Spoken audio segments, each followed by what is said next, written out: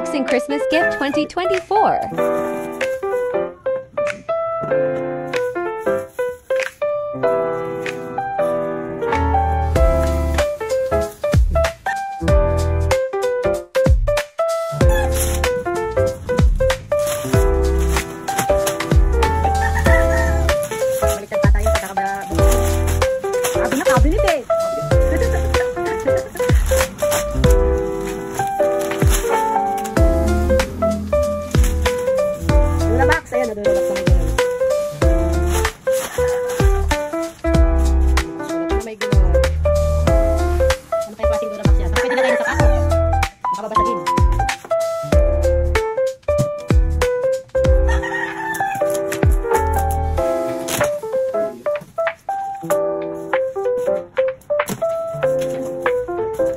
Ay, maganda yan.